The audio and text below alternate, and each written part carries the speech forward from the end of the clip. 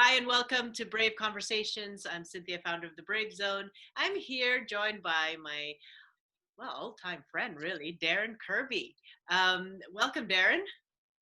Thank you, Cynthia, and excited to be here as in Australia, which is very early in the morning, but I'm at my best early in the morning, so I'm Well, the looking only forward to the time chat. I get to meet you is probably through Zoom because you guys were all still relatively locked down. But thank you for getting up at 4 o'clock in the morning to do this. It's Yep. incredible. You run a company, you own a company called TDK Team, which obviously helps people get better in their sales skills, empower teams to work better. And it's all about performance, right? Can you tell me a little bit more about how you came to be like this and your background? Sure. Look, I started out leaving school and become a window dresser at a large department store. And the interesting about the window dresser, it actually set me up for life because window dresser is marketing, it's advertising, it's all of those sorts of things. So a few years into the window dressing, I actually found I enjoyed helping people. It was something that popped out at me. I didn't realise until years later when I actually went through one of your webinars and saw one of your chats, but we'll cover that on the way. So new people would come to the department store to learn window dressing and they couldn't do it. And I could see the pain that they were going through and I was doing quite well at it. So I'd take them aside and have a chat and give them some tips from there. During that time, they used to send me down to certain departments to broadcast on the microphone. So you might have a sale in a department there. Yeah. So I'd be down in the sports store talking about we've got Adidas shoes going out at 2 for the price of 3 or 3 for the price of 2, that sort of stuff. And I enjoyed that. And that actually took me into radio announcing. Right. Okay. So the interesting part about the radio announcing, I could talk okay, but I actually didn't realise that I couldn't read. So a big turning point in my life there. So when you go through your webinar, and just for people listening, it teaches you to go back into the past and find those triggers that changed your life or maybe put you on purpose to use later on.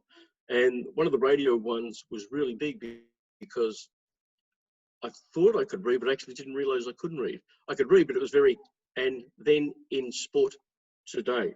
So a big turning point there. Right. How did you overcome all that? How did you find, the reason I wanted to get you up here before you continue on your story is because, I do a lot of talks on purpose. I do a lot of talks, and this was even the days before I knew I could talk about purpose. But you were one of the few people that took action on it right away. Within 12 months, you sent me a testimonial that you've opened up some kind of martial arts school. I'm like, who is this guy? Because I remember we only kind of briefly knew each other. You were supporting the franchisees and I was one of them and blah, blah, blah back when I was doing the business and action coach. And then this guy's like, this guy is amazing. He just gets on it. And I thought you were only in the room because you were part of the committee. I remember that in Gold Coast when I made the presentation. Oh, he's just being nice. He's just, in the room because he's part of the committee of the conference. Tell us more about that. Where you were in that space and time, and what did you do with it? Yeah, in the conference. Yeah. Yep. So met you in the conference there, and I think sometimes we go through life and we're doing things, and then something I think clicks with inside you and says, yeah, I'm going along okay, but do I really know what I'm doing? And you really cut through there with me. I was doing nice, fluffy things and talking and helping people, but I wasn't really cutting through. And probably somewhere in me, I felt I had a lot more to offer, but didn't know what that was. Right. And wanted to go that way. And I think the triggers with you talking about that really woke me up. And then a few months later, I found a webinar that you'd done. And I went back through that, and that was because I wasn't in a conference atmosphere and I was on my own. I really tuned into it, and the webinar took me back to parts in your life that are there for a reason and give you direction. And you spoke about that. And the window dressing was it. Going back to it now, it taught me that I like to help people, performance. And then when I went into the radio and I couldn't read, how do we get around that when you can't read and you're in the mid-20s? But out of that, the reading was really important because I had to learn to read. which was a very hard task. And then I discovered books. Well, that changed everything. And the books put me on personal development, and I went from one personal development book to another, and many of. And even though I'd watched all of those, nothing had really put me on my purpose. And you'd cut through with those words where going back, and that'll give you the direction of where you need to go. So it probably took me a few years after going back to that webinar and still refining things and writing up a big list of what I thought my purpose was, that eventually breaking it down to a few words, which has taken a few years, but very happy with it now and very strong with the laser vision of the focus it's given me. So tell us that story. Take us through your journey of finding out all these purpose in from your past, and how you came to be this purpose now. Yeah, so we went from the radio, went into sales and advertising, which was like the window dressing anyway. And during that time, learning to read, which took me in a different direction, which was part of going back in my life with your purpose thing.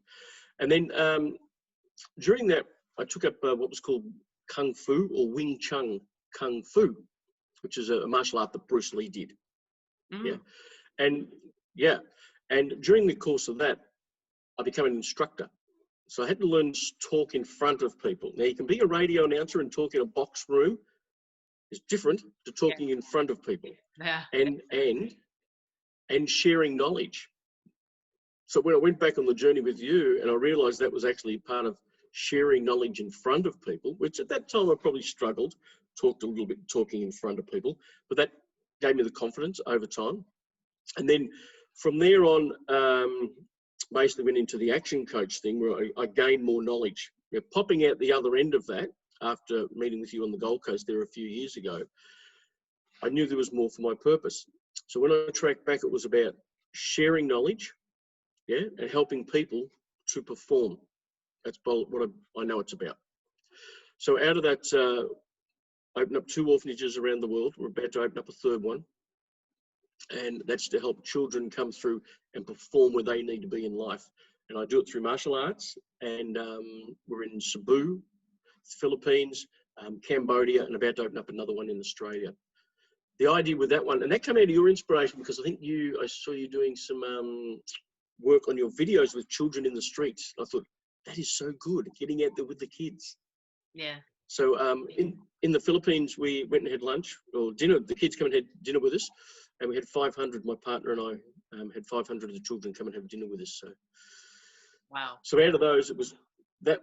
And during the course of that, we had a fight in Hawaii as part of this. So my partner and I went and had a fight in Hawaii. And we this both is a martial art fight. Yeah, I'm just going to clarify to the audience. It's a martial art fight. You didn't fight with your partner. Yeah. Yeah, we didn't go over there to have a fight. So we went over there to have a fight. And if we could win some titles, it was going to help the cause with the orphanages. Sure. Okay. So we both won a gold medal. And to go to Cebu, and those kids there in the slums, and they were tough areas, they come and had dinner with the world champs, and whatever that means. But out of that, they now get instruction. We have an instructor over there, and he teaches them to learn martial arts, sure, but all people skills, so they can go on and get a job and perform in their life. What's the relationship within life skills and martial arts? I'm not a martial arts person, so enlighten me. Yeah, so if someone has got some sort of a demon inside them, whatever that demon might be, lack of confidence, insecurity, or some bad stuff, whatever the bad stuff is, it levels you off. Over time, it levels you off. It gives you confidence. It gives you skills. You don't have to worry about the bad things, and you can control the good things. And that's why a lot of the martial arts are sort of very calming. Right. So the idea with learning those skills and people skills, it sets them up more for life and good on their resume. Yeah, of course. So you built all these orphanages. What's next? Where are you at now, and what's next for you? What's your next dream? Yep. So coming out of that, and it's only been the last 12 months, we've really got clarity around it. I've been studying sports psychology with a gentleman called Dr. Alan Goldberg in America, and it's all on performance. And looking back, tracing back my years. There's 30 odd years of sales in there, over 30,000 what we call diagnostic calls with people or understanding where their business is. And I thought, that's where I'm at. That's my niche on the sales. And everyone else is doing sales training. Yeah. So people say, can you come and teach me sales training? I said, I can. But I found one or two people started to ask me, they were stuck in a rut. How do I get them out of the rut? And the sports psychology has helped me through that. So now I work with executive people who are stuck in a rut and want to go from slump to performance. And I talk them through that. So that's a lot of the martial arts mindset as well. What is the top key factors? I mean, yeah, I absolutely believe that sports is a great field to learn from if you want to learn about performance in any field. Yep. But to be more specific, what do you find are the key factors of performance that we can learn from sport? Great question. There's no excuses in sport. If you're there for an Olympic medal and you've done the work, you just go out and perform. Sometimes in the business world, we'll come up with a lot of excuses. It might be the weather, it might be the environment, it could be family, it could be financials, or whatever you want to come up with, that's an excuse. And we call it living in la la land. When you're in sport and you're out on the field, you had to have done the work and the drills. So when you're out there, you just perform. Now, sales is performing. When you're in a sales position with someone, it is performing. So if you've done all your homework and drilled all your skills, you focus on the performance and not the outcome. Right. As soon as you're focusing on the outcome, you're putting anxiety into yourself, or you're taking your thoughts away from it, and you're expecting an outcome. That outcome can sometimes then govern the questions you're asking with the people, instead of caring and sharing your information and giving them the best in that performance. If you give them the best in that performance and listen to them, the outcome will pop out for you nicely. But if you're starting to think about the outcome when you go in there. The performance is the questions you're asking. It's the way you sit. It's the way you relate to people. It's the process. Yes. Yep. If Because you've done all the hard work. Yeah, people might say, well, the performance is the result. There's no difference between, well, my performance evaluation, because the word performance is often used in that way, right? My performance evaluation is always something to do with my KPI, and KPIs are always the revenues or the result. So, but what you're saying is performance is not the result. Performance is the process. It's the process. So KPIs are good, but we don't take them into the performance. Because then you're performing for the KPIs and not the result of the client. I guess what it's interesting to have the analogy of a theater. When you are performing, it is when the play is going on. The claps you get at the end is the result. Is the result, yeah. You don't dance for the claps. You dance because you're in the moment. Yeah. And you're in the moment. And then you give it your best for that time. So if you have a salesperson or any person who's going into performance and they're expecting an outcome, they're not going to perform the best they can.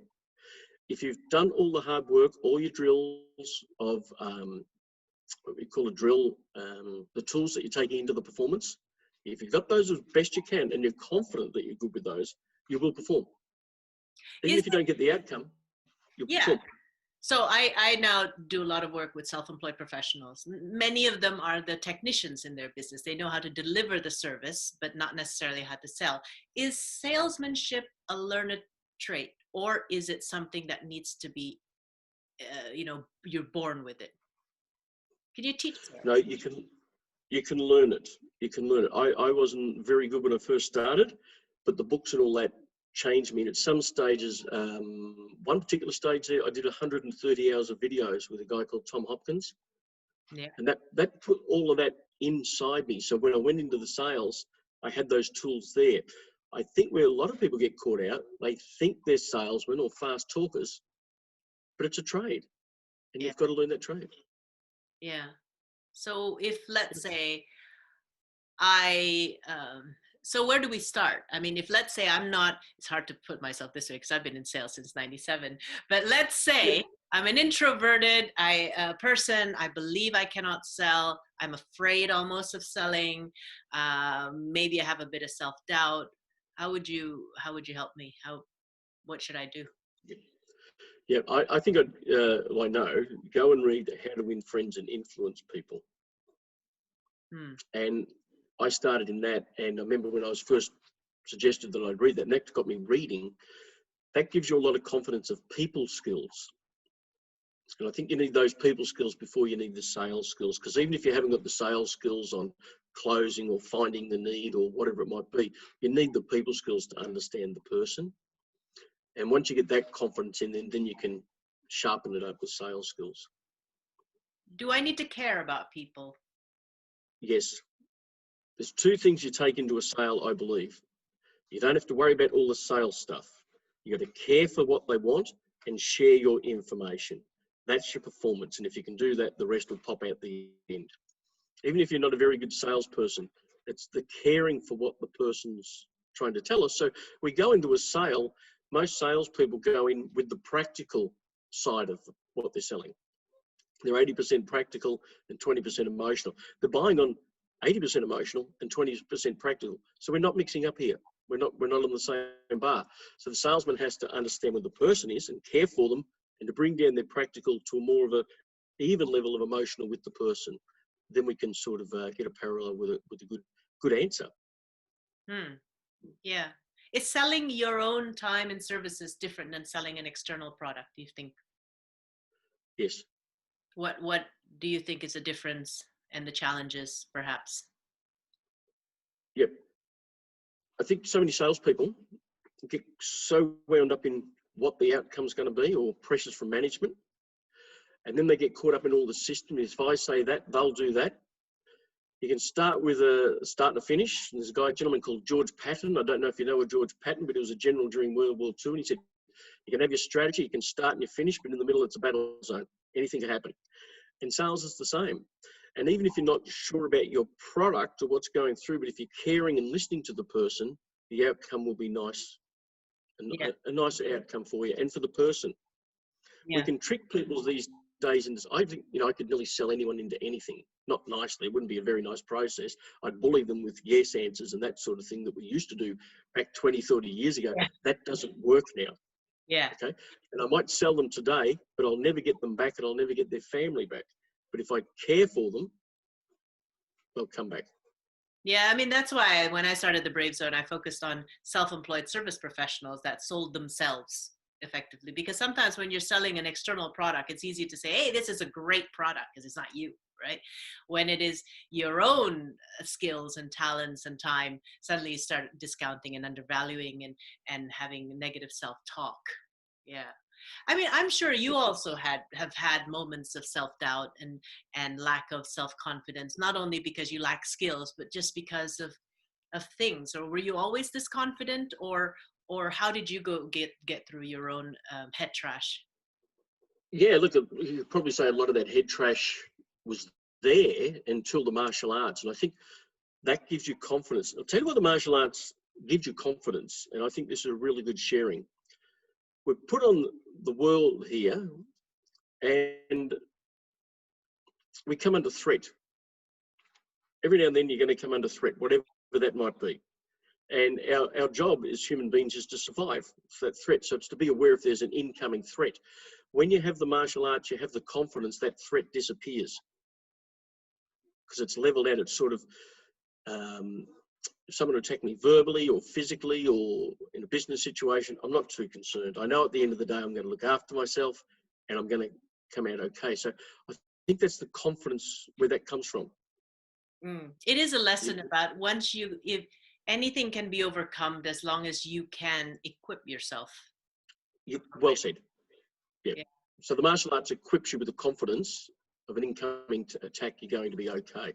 So I think when you go into a sales situation, or whatever it might be, you're feeling pretty confident about going into it. I remember I started with a company and we started up a new company here in Australia, and I was put on as the salesman. And the first 29 days I had made a sale and there was a lot of pressure on me and I could actually feel it. And everyone else in the sales room had been making sales except for me. And day 29, I made 3. And it turned things around. But no matter how confident you are, things will still nibble at you. And it was every sale I went, it got worse and I got tighter. So if you look at the psychology, I was getting anxiety about the outcome, which goes back to the sports thing. So it wasn't being me. I was tight and and thinking more about the sale and the tricks to get the people through instead of the caring. And that became more tighter with the less sales I got. So.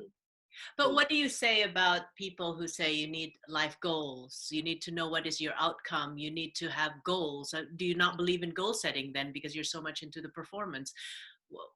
Where do goals take place? Yeah. The performance will get you to the goal. So do you believe that we should set goals and create dream charts of our ideal life, or is that just going to be unnecessary pressure? Yeah, no, it's not that you need that there, but you don't take it into the performance. Okay, so your performance is part of getting you to that. If you haven't got that there, you go off in what we call la land. Someone might ask you to do something during the day and go, yeah, sure, I'll give you a hand with that. Is that actually helping you get to your goal? So it's a real discipline to have that goal and to stick with it. So the performance is there to get you to the goal. Right. But we just don't take the goal into the performance. Interesting. So the goal is there and the performance is to get us to that. Okay. I want to talk a little bit about pressure. Okay. Yeah. Negative pressure, positive pressure, or just pressure in general. Is pressure good for you? Is it, or what kind of pressure actually fuels performance and what kind of pressure doesn't fuel performance? And feel free to give real examples if you have. Yeah. Look, pressure comes from a few areas. It can come from your family, it can come from your friends, or it can come from your management. They're putting the pressure. Or yourself, yeah. So the what does is the real pressure one. What if it doesn't happen? What if I make a mistake? What if I do this? So you're putting those pressures onto yourself, or they're coming from other people. If you equip yourself with the tools and going into that performance, they shouldn't be there. Is it good to let a bit of pressure motivate you, or does it actually motivate you? You do need some of it there. You do need some of it there, but I would suggest try and get rid of it before you go into the performance with a clear head.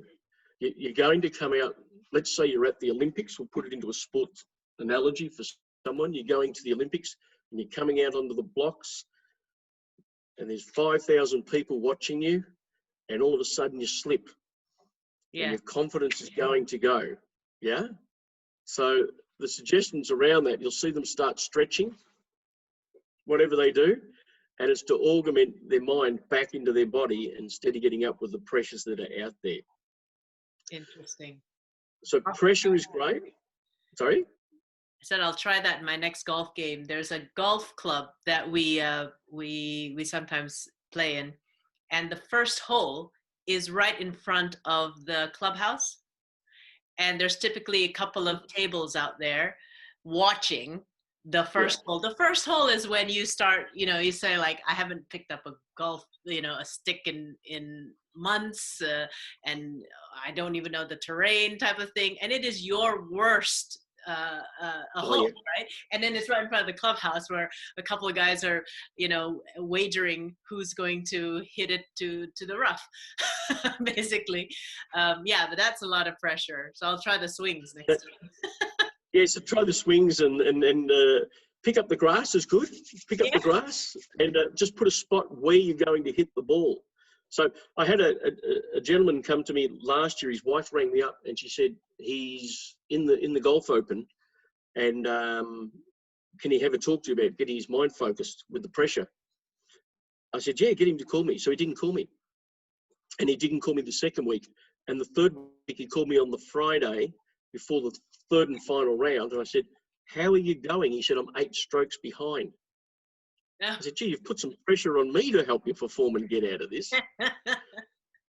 So as each round went, he was putting more pressure on himself. And I said, where's the pressure coming from? And he said, I'm worried about missing the hole. I'm worried about going past the hole. I'm worried about slicing it.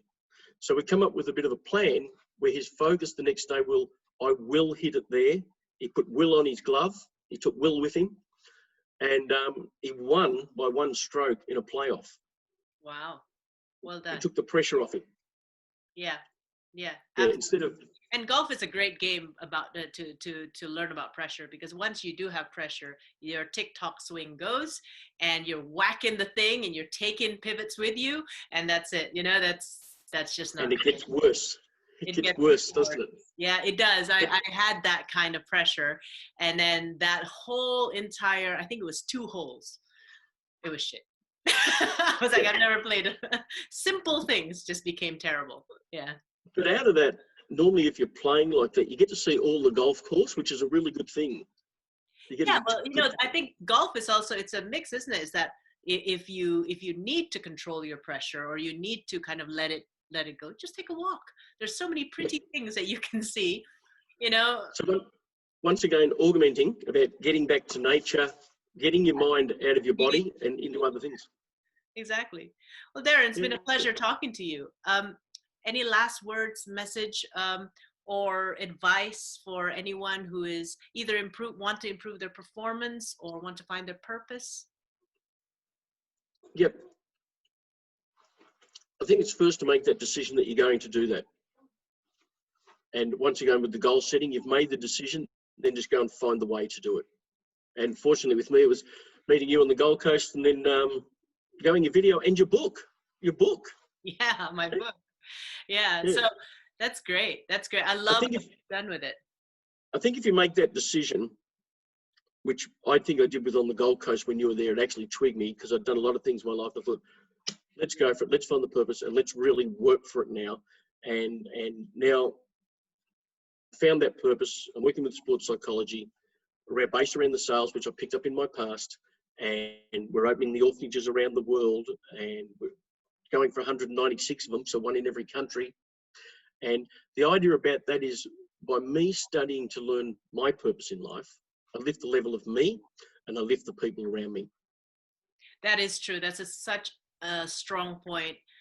I started those talks only after I found my purpose, or only after I started working on my purpose. And like you said, it takes years to actually finalize it. So when you saw me at Gold Coast, I didn't have it, but I was already on my way, and I had my draft, whatever it was. But it wasn't really just a statement or the words. It's really that whole intention of wanting to know, why do I exist?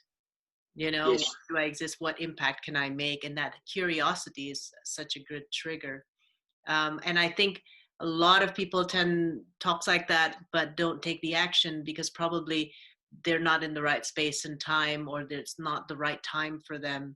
But somehow I think what made you unique is that it was the right time for you. And what I did was really just a little tickle, but you had that momentum already inside you, which is fantastic to see. Yeah. And look, thank you. It's been a few years, but it's been many years to get to here. But the interesting thing is, I now have all the tools. I wouldn't have had them 20 years ago. That's true. I had to go through where I couldn't read to learn to read to get the tools. That's terrific. Thank you so much. Thank you so much, Darren, for joining us. And please join us in the next Brave Conversation. It's all in the bravezone.com, the blogs. They've got past Brave Conversations out there as well. And we get to hear inspiration from inspiring people like Darren. So thank you very much, and all the best in your sales, coaching, and performance company.